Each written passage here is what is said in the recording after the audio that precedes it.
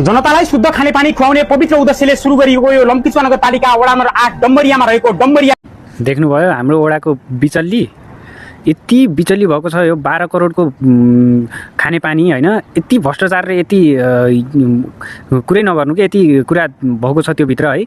लहर तान्दा पहरो आउने भएको कारणले तै चुप मै चुप भएर वडाको कोही चाहिँ बोले छैन। एकजना महेन्द्र दाई हुनुहुन्छ, उहाँले आफ्नो सक्ने जति गरिराख्नु भएको, तर अरू चाहिँ उहाँको सपोर्टमा आउने कोही छैन, कोही बोल्न पनि सक्दैन, किनकि त्यहाँ लहरो तान्दा पहरो आउने भएको कारणले यस्तो बिचल्ली हाम्रो वडामा मात्रै होइन धेरै वडामा पनि छ है, हाम्रो नगरपालिकामा पनि छ, देशैभरि छ।